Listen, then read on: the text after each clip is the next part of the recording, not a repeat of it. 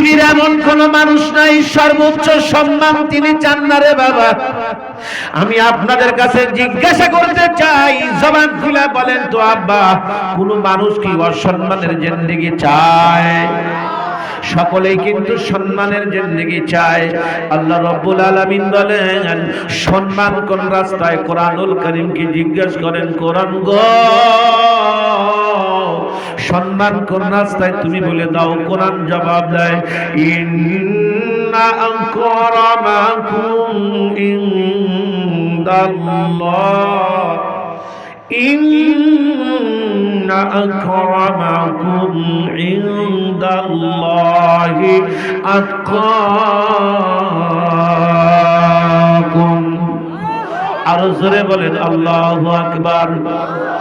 পৃথিবীর মধ্যে যদি কেউ সর্বোচ্চ সম্মান তালাশ করে, আল্লাহ রাব্বুল আলামিন বলেন সে যেন গুনাহ বর্জন করে। জিজ্ঞাসা করতে চাই, বলুন তো আমাদের দ্বারা গুনাহ সংগঠিত হয় কি হয় না? উপর থেকেই বলা নিষেধ। আল্লাহর গুপ্ত রহস্য জানার পরেও অনেক কিছু বলা নিষেধ, লাইন কাটা। তবে এতটুকু বলি, অপেক্ষা থাকেন, সামনে কি হয় দেখেন। অনেক ব্যথা নিয়ে আপনাদের সামনে হাজির, অনেক ব্যথা। কাকে বুঝাবো? আমাদের কথা কে বুঝবে, কে শুনবে? আর বড়দেরকে কই পাইবে? বড়রা তো সব চলে গেছে, বড়রা আমাদেরকে রেখে চলে যাইতেছেন। এই তেজের উপযুক্ত তো আমরা না। এখানে বড়রা বসে কথা বলছেন। আজকে বড়রা না থাকার কারণে আমার মতো গবেট, আমার মতো নাকাস্তা নাসিস বেহামল লোকগুলা এই জায়গায় বসে কথা বলি, যার কারণে আমাদের দ্বারা কাজ হয় না রে বাপ। অবস্থা ভালো না, ভালো না, ভালো না, ভালো না। তো আমি কি বিষয় নিয়ে কথা বলবো, কোন সাবজেক্ট নিয়ে কথা বলবো, সাবজেক্টটি বয়ান করার আগে শুধু এতটুকু খবর শোনাইতে চাই। আপনারা জানেন আমরা বর্তমান যে পৃথিবীতে বাস করি, এই পৃথিবীতে প্রায় 228 থেকে 56টা রাষ্ট্র, এর মধ্যে প্রায় 195টি স্বাধীন রাষ্ট্র। 195টি স্বাধীন রাষ্ট্রের মধ্যে সবচেয়ে জনপ্রিয় এবং পছন্দের বিশ্ব আলোচিত একটি দেশ আমার প্রিয় মাতৃভূমি বাংলাদেশ। খুব ঠান্ডা মাথায় কথাগুলি বুঝবেন। এই দেশটি একসময় আমরা ভারতবর্ষে ছিলাম, সংখ্যালঘু ধর্মের ভিত্তিতে আমরা পাকিস্তানকে আলাদা করেছিলাম। দীর্ঘ প্রায় 54 বছর হলো 3 কারণে পাকিস্তান থেকে বাংলাদেশকে 30 লক্ষ শহীদের বিনিময়ে স্বাধীন করেছিলাম। আজকে যে কারণে দেশটা স্বাধীন করেছি, তার বাস্তবতার পরিবর্তে দিন যতই যাচ্ছে অশান্তির গরম আবহাওয়া ততই ধেয়ে আসছে। মূলত পৃথিবীতে শান্তি কি জিনিস নাই, বরং নবীর বাসায় যে দিন যায় সেই দিনই ভালো, পরের দিন।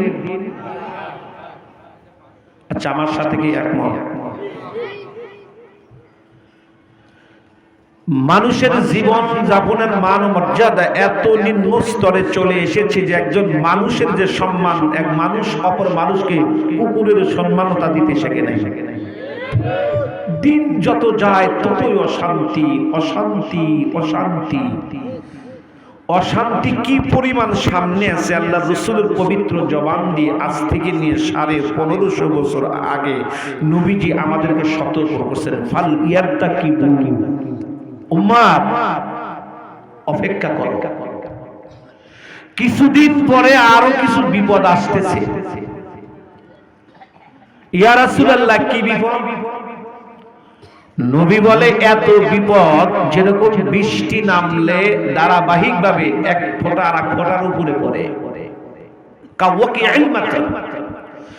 আর একটা হাদিসের মধ্যে রাসূল বলেন তসবির দানা ছিঁড়ে দিলে যেরকম ধারাবাহিকভাবে দানা পড়তে থাকে, নবী বলে এই পরিমাণ বালা মুসিবত সামনে আসতে থাকবে একের পর এক। বিশেষ করে ভূমিকম্প, ভূমিধস, পাথরের বৃষ্টি, এরপরে মানুষের চেহারার পরিবর্তন, আগুনের ঝড়, খাদ্য অভাব, দাজ্জাল, ইয়াজুজ মাজুজ, দাব্বাতুল আরদ, এমন একটা সিচুয়েশন সামনে ধেয়ে আসতেছে, মুসলমান ঈমান ধরে রাখতে পারবে না। বলছেন মুহাম্মাদুর, একটু জোরে বলেন না, মুহাম্মাদুর সাল্লাল্লাহু। আচ্ছা, নবী বলছেন কথা সত্য হবে না মিথ্যা হবে?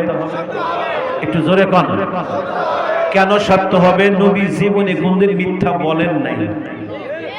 সুবহানাল্লাহ কোন, নবী ছিলেন সত্যবাদী। জোরে বলেন, নবী ছিলেন। এই গ্যারান্টি নবীজির ক্যারেক্টারের, এই গ্যারান্টি কে দিয়েছেন? জোরে কোন। নুন ওয়াল কলমি ওয়া মা ইয়াসতুরুন মা আনতা বিনি'মাতি রাব্বিকা বিমাজনুন ওয়া ইন্না লাকা লাআজরান গায়রা মামনুন ওয়া ইন্নাকা লাআলা খুলুকিন আযীম।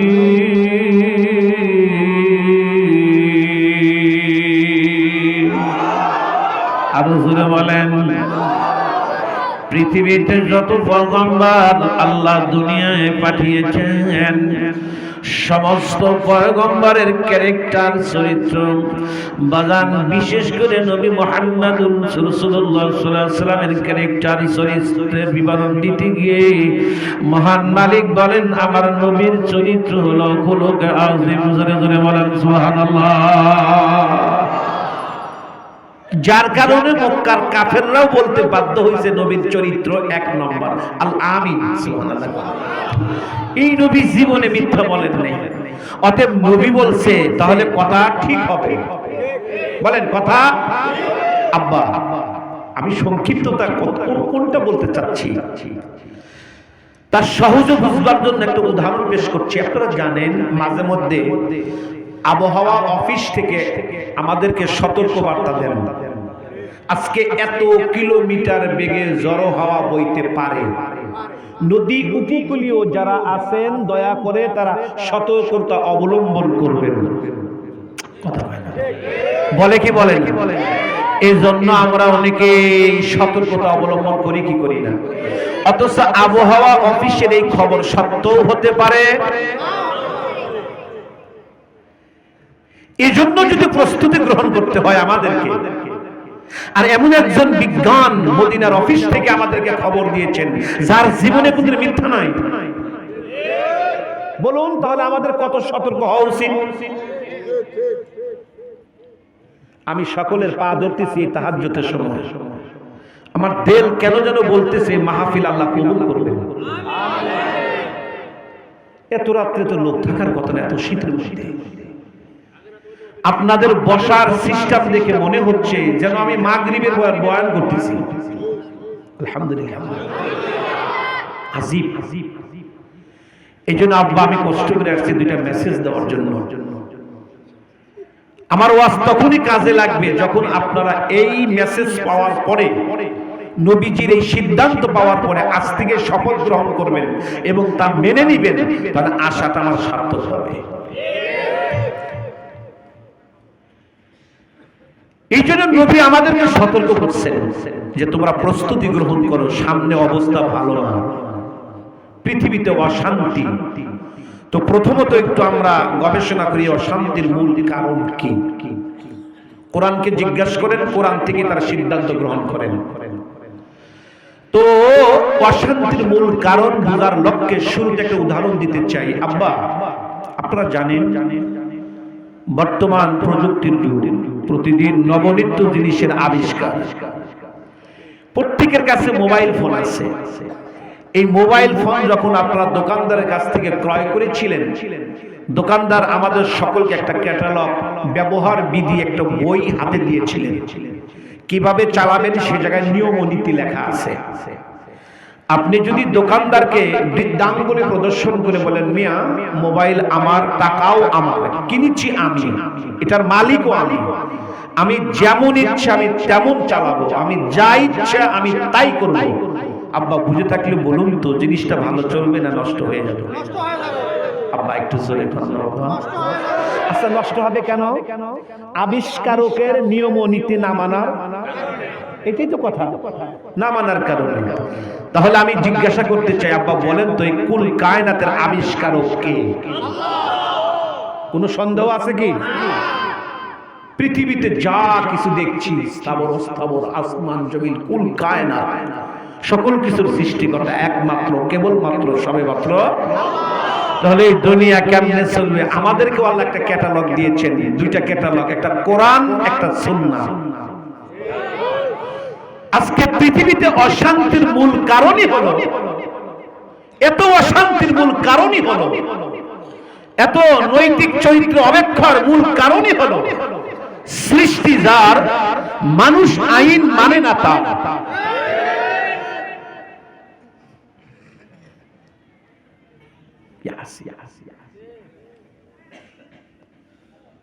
আমরা আশ্চর্য লাগে, আমরা মানুষ এত নিমুখ হারাম কিভাবে হতে পারে? অথচ যে নিয়ামত আল্লাহ আমাকে দিয়ে রাখছেন, নিয়ামত বুঝাইতে গিয়ে আল্লাহ নিজে বলছেন, ফাবি আইনি আলা ই রাব্বিকুমা তুকাযিবান। একবার বলেন নাই আল্লাহ, 31 বার এই কথাটা বলছেন। আমার কথা কি ক্লিয়ার বোঝা যাচ্ছে? কোন সমস্যা কি হইতেছে আপনাদের? আচ্ছা, এই কথা কয়বার বলছেন? কোন সূরা? কোন সূরা?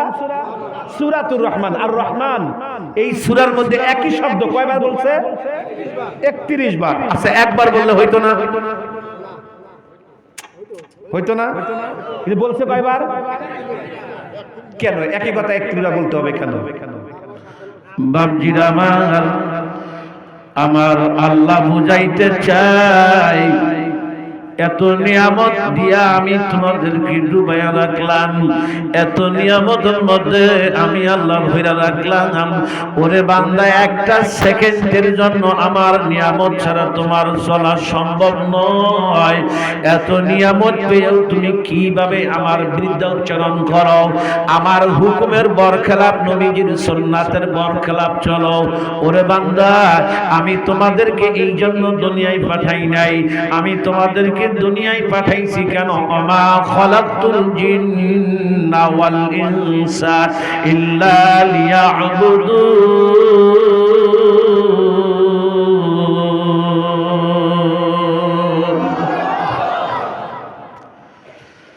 মুসলমান ভাইরা আমার, কোরআনুল কারীমকে জিজ্ঞাসা করেন, ওরে কোরআন, অশান্তির মূল কারণ কি?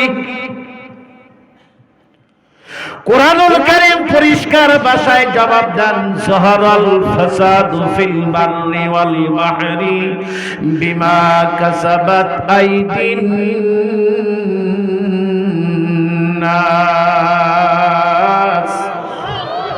জলে এবং স্থলে অশান্তির মূল কারণ হলো বান্দার নেমখারামি, বান্দার গুনাহ, বান্দার গুনাহ, বান্দার অন্যায়, বান্দার অত্যাচার, বান্দার অবিচার, বান্দার জুলুম।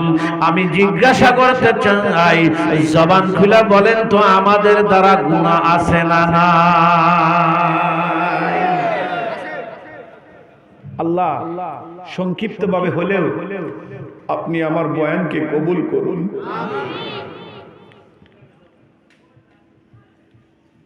ব্যথিত দিলের কথা বুঝতে হলে ব্যথাওয়ালা দিল লাগে, কান্নাওয়ালা চোখের কথা বুঝতে হলে কান্নাওয়ালা চোখ লাগে।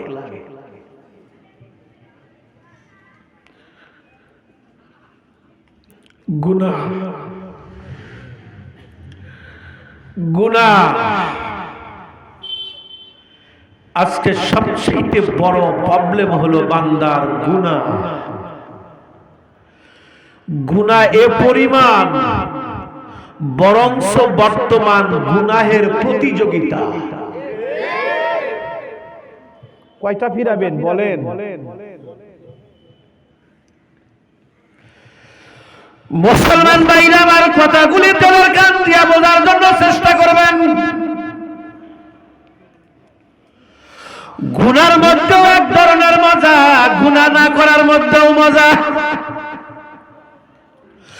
তবে গুনাহ করার মধ্যে যে মজাটা বড় সাময়িক। বাজান যারা গুনাহ করেন না, গুনাহ থেকে বেঁচে থাকেন, গুনাহকে বর্জন করেন। দুনিয়ার যুবকরা মনে করে আমরা রাতকে রাত জেগে ইউটিউব ফেসবুকের মাধ্যমে অবৈধ ছবিকে দর্শন করি, আমরা দেখতে থাকি, গান শুনি, বাজনা শুনি, আমরা আমোদ প্রমোদের মধ্যে থাকি। যুবকরা না, বাগান যারা গুনাহ বর্জন করেন, আল্লাহ সুবহানাহু ওয়া তাআলা তাদের দিলকে এমন ভাবে খুলে দেন। বাজান এই দুইটা চোখ, ভিতরের আরো দুইটা চোখ আছে বাজান, ওই দুইটা চোখ যখন খুলে যায়, এই দুনিয়ার চোখ যা দেখে না, ভিতরের চোখ তা দেখে। আল্লাহু আকবার, একটু জোরে বলবেন না? পৃথিবীর এমন কোন মানুষ নাই সর্বোচ্চ সম্মান তিনি চান না রে বাবা। আমি আপনাদের কাছে জিজ্ঞাসা করতে চাই, জবান খুলে বলেন তো আব্বা, কোন মানুষ কি অসম্মানের জিন্দেগি চায়? সকলেই কিন্তু সম্মানের জিন্দেগি চায়। আল্লাহ রাব্বুল আলামিন বলেন, সম্মান কোন রাস্তায়? কোরআনুল কারীমকে জিজ্ঞেস করেন, কোরআন গো সম্মান কোন রাস্তায় তুমি বলে দাও। কোরআন জবাব দেয়, ইন্না আকরামাকুম ইনদাল্লাহ, ইন্না আকরামাকুম ইনদাল্লাহি আতকাকুম। আর জোরে বলেন আল্লাহু আকবার। পৃথিবীর মধ্যে যদি কেউ সর্বোচ্চ সম্মান তালাশ করে, আল্লাহ রাব্বুল আলামিন বলেন সে যেন গুনাহ বর্জন করে। জিজ্ঞাসা করতে চাই, বলুন তো আমাদের দ্বারা গুনাহ সংগঠিত হয় কি হয় না? আমাদের গুনাহ বেশি না নেক বেশি? আপনাকে এই গ্রামে দুই একজন বেনামাজি আছে না নাই? বিড়িখোর, সুদখোর, ঘুষখোর, মিথ্যাবাদী, বেপর্দা, কোনটা নাই তাই কম।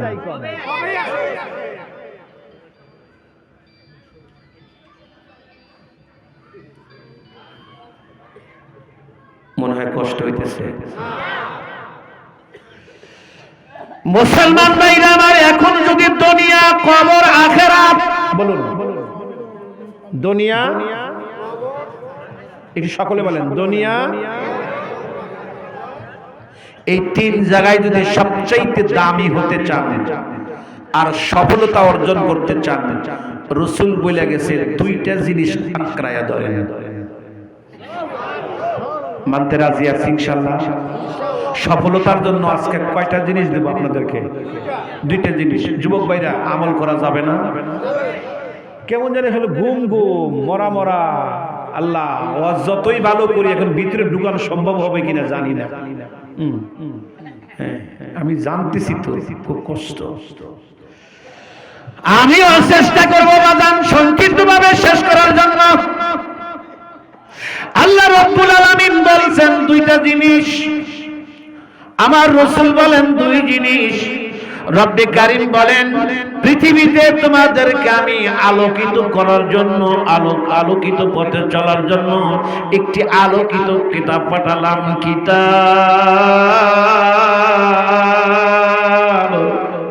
আল্লাহু আকবার কয় না?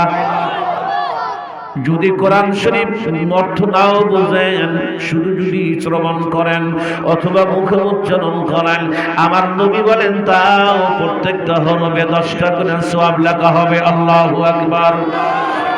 কিতাবকে জিজ্ঞাসা করেন, কোরআন কিসের জন্য পৃথিবীতে এসেছো?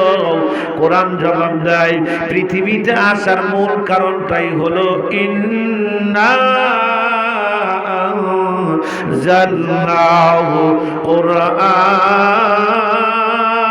কোরআন। আল্লাহু আকবার বলেন। লিতুখরিজান নাসা মিনাল যুলুমাতি ইলান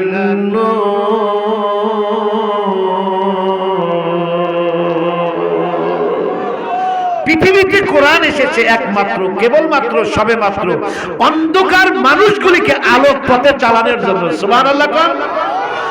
আর রাসূল বলছে আমি দুইটা জিনিস রেখে গেলাম। জোরে কোন কয়টা জিনিস? ওই যে উঠতেছে পিছনে, কেবল শুরু করতেছি। একটা গুরুত্বপূর্ণ তো জিনিস বুঝাইতে হবে। একটা মেসেজ যত সংক্ষিপ্তই করি, একটা মেসেজ তো নিয়ে যাবেন এখান থেকে। তাহলে যদি অষ্টা প্রথম আর শেষ যদি মিল না করে দিতে পারি তাহলে কি বুঝবেন? আচ্ছা দোয়া করি। আল্লাহুম্মা আমিন। রব্বানা আতিনা ফিদ দুনিয়া। তো অবস্থা তো ভালো বোঝা যায়, আবার ওঠে কেন বুঝে না কিছু। আমার এমন একটা মানুষ, আমি একটু শ্রোতার এলোমেলো দেখলে আমার অস্কাটা, যে বয়ানে শ্রোতার চোখ দিয়ে পানি ঝরে না, ওটা বয়ান হইল? সে সময়টা তো লাগবে। আমি তো আর এমন মেশিন না যে টিভি দিলে চোখ দিয়ে পানি লাগবে। এটা তো আল্লাহর সাহায্য লাগবে। কথা কয় না? আল্লাহ তুমি কবুল করো। নবীজি চলে যাবার সময় রাসূল বললেন দুইটা জিনিস রেখে গেলাম। ব্যাজটা মোটা করেন, এটা বন্ধ হইছে আমি জানি। তোমাদের কাছে আমি দুটি বস্তু রেখে গেলাম। যেই মানুষটা দুইটা জিনিসকে আঁকড়ায় ধরবেন, রাসূল বলেন আমি রাসূল বলে গেলাম, ওই উম্মত কোনোদিনও গোমরা হবেন না। সুবহানাল্লাহ বলেন। সবচাইতে সুসংবাদ শোনাই, আমার নবীজির কথা শুনে যাদের মন ভরে না, তোমার মনে পোকা লাগছে। আমার নবীর কথা শুনে যাদের চোখের পানি ঝরবে না বাজান, মনে করতে হবে তোমার চোখ অন্ধ হয়ে গেছে।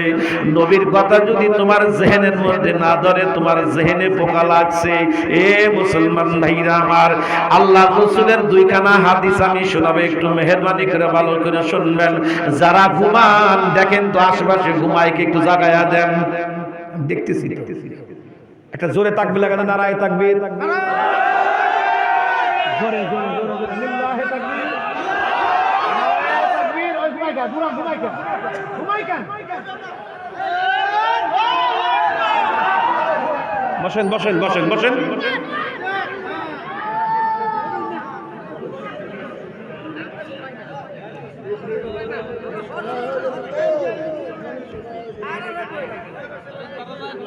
সাহেব হিসাবের ওয়াজে ঘুমাইলে তাহলে তো ওই ওয়াজ দিল না।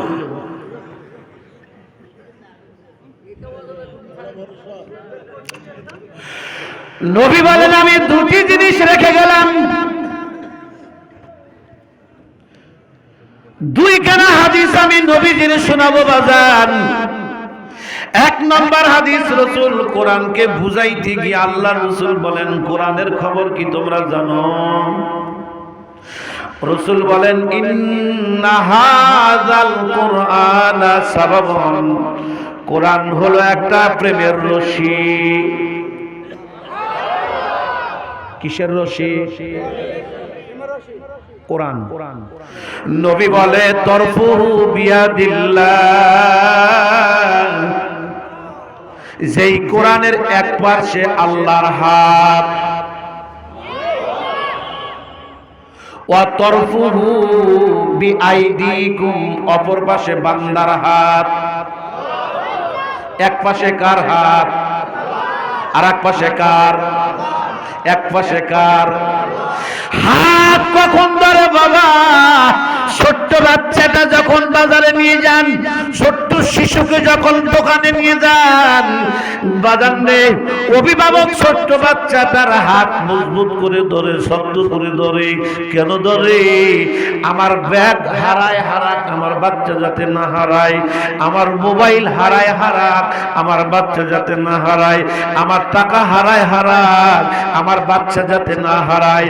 ঠিক আল্লাহ রাব্বুল আলামিন কোরআনের এক পাশে মালিকের হাত কেন, বান্দার হাত কেন চিপিয়ে ধরে রাখছেন ও কখনো যেন শয়তানের হাতে না পড়ে যায়, ও যাতে গোমরা না হয়ে যায়, হালাক না হয়ে যায়। আল্লাহ কুরআনুল কারীমের মাধ্যম দিয়া আপনাদেরকে মাবুদের কুদরতি কোলে উঠায়া নিতে চায়।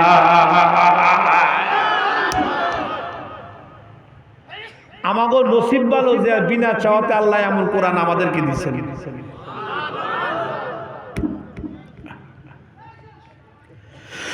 নবীজি অপর হাদিসের মধ্যে বলেন, তারাকতু ফীকুম আমরাইন লা তাদিল্লু,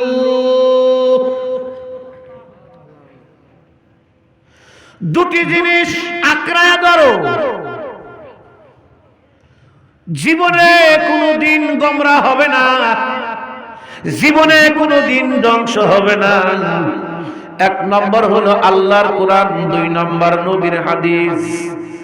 ভাইজান, আজকে পৃথিবীতে প্রায় 200 কোটির ঊর্ধ্বে মুসলমান। 1450 বছর আগে নবী মুসলমান গুনেছিলেন অনলি 1500। প্রথম যখন নবীজি মুসলমান গণনা করলেন, মুসলমানের সংখ্যা ছিল 500, দ্বিতীয়বার হলো 700, তৃতীয়বার হলো 1500।